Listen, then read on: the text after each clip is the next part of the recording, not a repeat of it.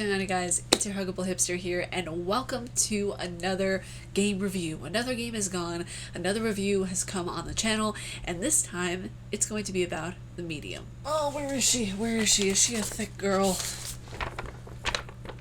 You can hear the waves, so I would say athletically skinny this time. Also, I think I'm going to need my glasses again. Sorry for people who could possibly see the ring light. Un momento, por favor. Alright, let's do this. Oh god, there's a spot.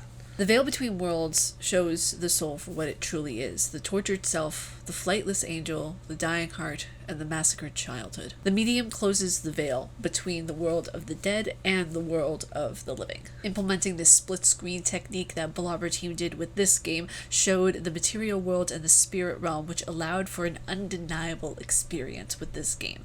It was met with an eerie trepidation, tears, psychological chaos, and a story which I was not prepared to witness at all. The medium, which was released January 28th of this year, was rumored to be the next Silent Hill. I mean, as if anything could be as good or as in-depth as Silent Hill. The answer is yes. It is as good. It is more in-depth, I think. Now, I'm not even bringing Silent Hill 2 into this discussion because we all know the length and psychology of Silent Hill 2. So that one is so incredibly deep. I did an entire article on that. That was, we're not even bringing that one into the equation. But as far as other Silent Hill goes, the medium I would think is a little deeper than that even. When I first went into this game, I never realized how much the story would envelop me until I was already in its grasp. And the thing is that I started with the admiration of the controls, the way you guys saw my playthrough, the way everything was within this game, the lighting, the camera angles, the way they would just smoothly transition from one frame to another. It was beautiful. Then it all happened at once, and I knew there was no turning back. The character Jack, the adoptive father of Marianne, it was one of those characters that I knew if you could make me cry within the first episode of a playthrough, you got me. I knew this game was going to be an experience, not just another one that, you will play out of boredom or, just because it's popular. This game has substance and meaning. I mean, like I said, if a game can make me cry within the first episode, I know it's going to be good. A message from the mysterious Thomas and an ability that she thought made her the outcast, when in reality it made her the hero of her circumstance. It made her this undeniable being that she was able to not only save souls, but to save herself in the process. Marianne goes on this kind of wild goose chase to find answers, and in the process she not only gets a phone call from this mysterious character called Thomas, who we eventually find out is her father, which just absolutely mind-blowing, because they take you through the systematic process of the story and they lead you through bit by bit, and you don't really see everything until it's just right smack there in front of you. She tries to find answers through this mysterious phone call, ends up not only putting the dead to rest, but she ends up with this withered, tormented past that she almost has to reconstruct. The story really picked up whenever I was in the Niwa Hotel, or the Niwa Hotel, I believe it is. It's a Polish game company, so I believe a lot of the games are in Polish. Do correct me if I'm wrong. This is when we meet Sadness, and this is also when we see Marianne's abilities in conjunction with the game, and everything just starts to unfold and unpack itself. So the next thing I kind of want to go into is the psychology of Sadness, because this is where the game gets really, really deep.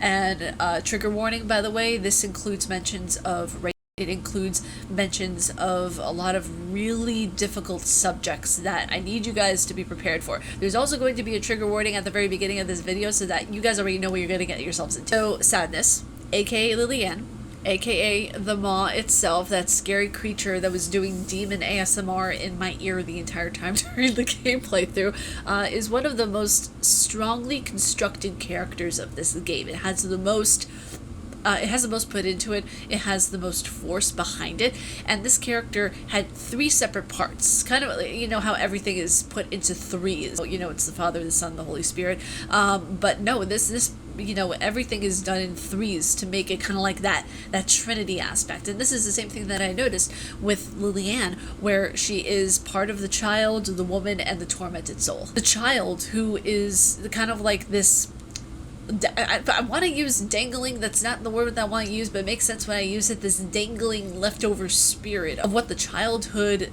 was left, what was left basically of Lillian's childhood, was there right in front of Marianne to get her to help her because she is unable to pass on. At least that's what we think. Lillian is almost stuck to an extent because later we find out she doesn't really want to leave either. Throughout this game, Sadness's memory starts to come back, and she starts to, question a lot of things, as well as Marianne's. Marianne's memory starts to come back in full force, and she's just like, what's going on? What's this? She starts to question a lot of stuff. And if you've played the game, you know Lily is still alive and somewhat well. She is the sister of Marianne, and she is basically the reason why we are fighting the creature called the Maw. For those of you who don't know, a Maw is basically like a beast, like a big-mouthed beast and everything like that. It was actually the same name that was used in Little Nightmares for that place that we are in, which is called the Maw. The Maw is basically like the tortured part of Lily's past and childhood. It's the part of her that escaped after she was raped. It was the part of her that was able to kind of get both her sister and her out of the house that was burning, and it's one of the main reasons why this game is kind of as vibrant as it is, because of this kind of trinity that we have with Lily the child, the woman, and the Maw, the tortured soul. Maw is part of Lily that is destructive and harmful to others. The Maw is like the negative self-talk, the hatred towards people who just legitimately want to help her. It dives deep and it stays underwater, really not letting you go at this point. You really try to go up for breath a lot of the time, and it's not allowing you. You really have to see the weight of the subject matter that this game holds, which is a really heavy one. Psychologically discussing the topic is always an iffy thing, considering the fact that not a lot of games dive into this, and if they do, they don't do it well. This game goes about the task very eloquently and treads on a very careful line of where it's not offensive, but also it's morbid in thought and allows the player to have room to think about it, to really think about the motives, think about the causes throughout the game. It doesn't leave you hanging. It really honestly allows you to think, but it allows you to do it in a safe, respectable way. So let's go into something that I really think, is prominent, and I don't see a lot of people talking about, is multiverse theory within this game. So this game incorporates the concept called a multiverse theory, which basically means you can have multiple universes in one universe, or, multiple universes existing at the same time, whichever way you want to slice it. This theory comes to life whenever I saw Marianne pass through the mirror. Whenever you get to the red house, which was her previous home, you see it as you have this mirror puzzle that you have to solve in a way, where you can put the mirrors in different sections, and she's like, oh, I felt like a shift. I felt a disturbance in the force. And she can go to different places, and she can experience different almost timelines, if you will, throughout this entire process of her solving these puzzles and getting these different butterflies. And also, might I add, the butterfly effect. Remember that movie with Ashton Kutcher? Yeah, it's kind of like that, where you have different timelines and you have different things that are going on. What would happen if you were to change the timeline?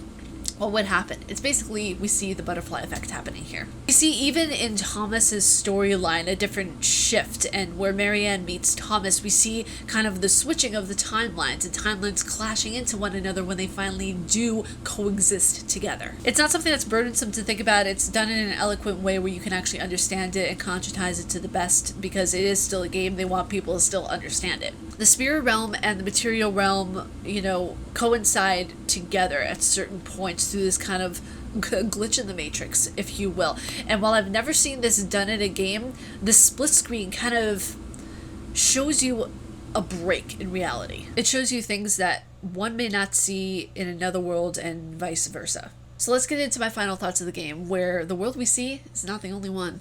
I could have easily made this article into 10 pages if I wanted to. There's a lot in there, but for brevity, I knew I had to keep it short, sweet, and to the point. There's a lot to capture within the world of the medium. It will not be the last discussion I have on it, that's for sure, because I feel like I can have psychological discussions on this channel about it. I feel like I can do psychologically gaming episodes where I talk about Marianne, or I talk about Lillian, or I talk about Thomas, or even the Maw. Like, there's so much in-depth analytic stuff you can do with this game. It has such a well interwoven story. It has such a oh my god, it's such a cliffhanger too, because you know, not just the cutscene that happens at the end of the game, but the one that happens after that that cutscene of where you don't know who shot who. It really leads me to think that there's going to be a third game, not a third game, oh, getting way ahead of myself, a second game rather.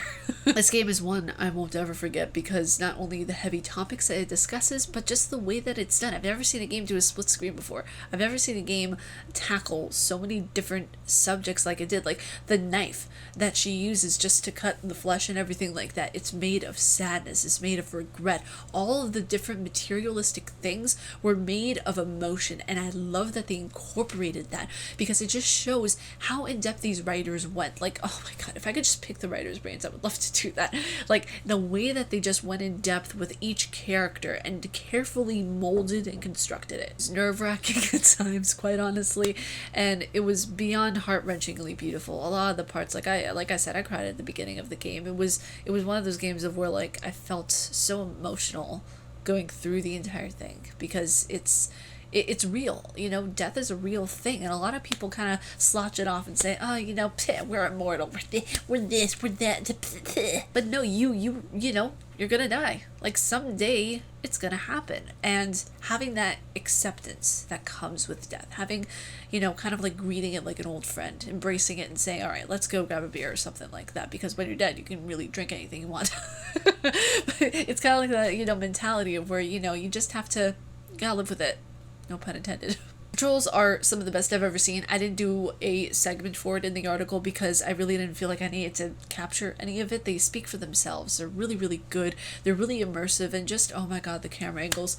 Oh, the camera angles were just so good. The camera angles just go naturally where the eyes look, so there isn't really risk of headaches. One thing I will say is that if you are prone to having epileptic type seizures, please do consult your physician, or just be very, very wary whenever you are playing the game, because there is a risk of possible seizure within the game, because there are flashing lights. A few of my community members do have epilepsy, so just be, if you do, please be very, very careful whenever you're playing the game.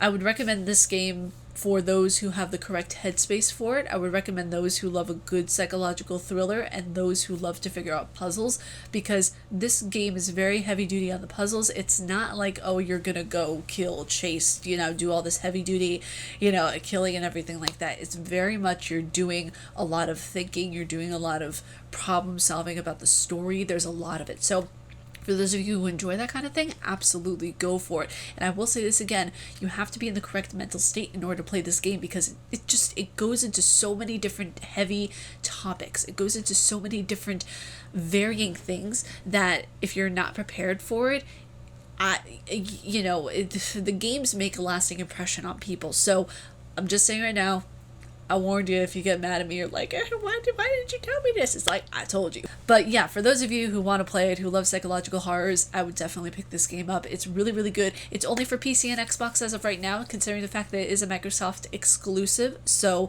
there's that. PS4 people, PS5 people, if you guys want to play it and you have a PC, then it is available for PC. But you guys, that was it for this review. Oh my god, I can't believe we got through another game. We survived. We survived. We're good. Oh my god. Hey guys, that's it for me. If you guys like my face and what I do, please be sure to subscribe and hit the bell down below, because I make videos every Monday, Wednesday, and Friday. Pretty much anytime that I am doing a gameplay through, there will be double uploads throughout the week, so just expect that. And if you guys also want to support the work that I do, please be sure to hit that link for Patreon down in the description below. I have all sorts of tiers to fit your budget, so you guys can have a tier that ranges from $5, and the most expensive one there is $40. But stay casually nerdy. I will see you all in the next video. Bye guys.